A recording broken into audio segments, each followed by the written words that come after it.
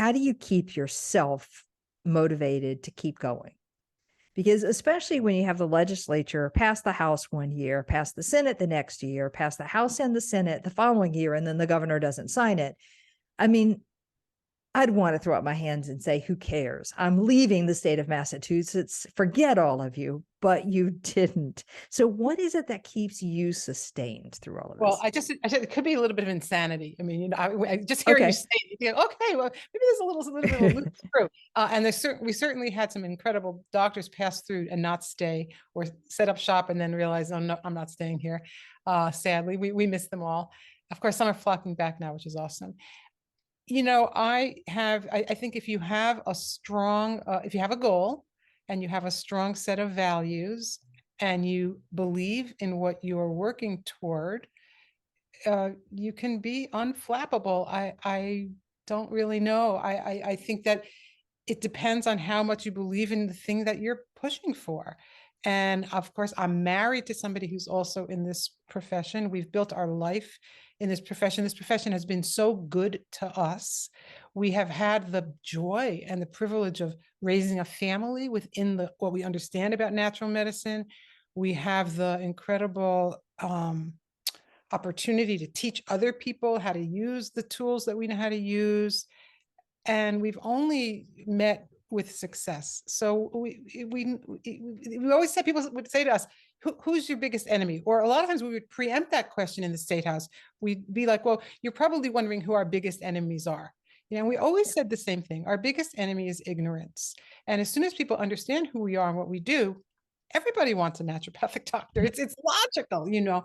So I think that for me, having the strong um, belief in what I do and a strong faith in the power of persistence, yes, but also just in the power of truth, which I know in our day and age, truth is a very slippery topic and Okay. there's all kinds of issues politically, but I believe there's some truth here, a very basic truth that we have the ability to heal ourselves, that the human body is incredibly designed to be resilient.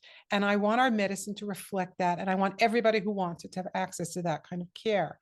So how did I stay positive and stay focused and stay determined? I leaned into many of the very things that I lean into in my recommendations for patients. I have a strong faith, a spiritual faith. That's a guiding principle for me that informs a lot of what I do and the way that I treat people and the way that I organize my life. I also have a very strong commitment to daily exercise. I have a meditation practice. It's brief, but it is daily. I eat very well for me. It's individual biochemistry, and I eat the right diet for me. And I also have not lost the ability to be silly, have fun, have outside interests, totally unrelated to medicine, healing, politics. And I've cultivated an incredible community of friends around me that have similar values. So I have a happy life. And within my happy life, I'm also very purpose driven. And so to have a purpose, in fact, we just introduced legislation this week, an expansion of practice bill at the State House. So I'm right back at it. And I will also say that never underestimate the attraction and the thrill of the sound of your heels clicking on a marble floor. Something about that sound. And putting on, if anybody who knows me, I'm a blue jeans and t-shirt kind of woman.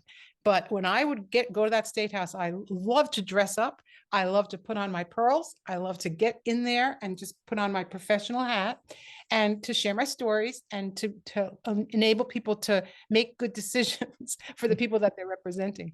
So, to me, the persistence in that is not different than the persistence that I've had in other areas of my life and in values that I try to instill in my children and in my commitment to nurturing and remaining in a beautiful marriage of many decades now. So it's all sort of another part of the same story.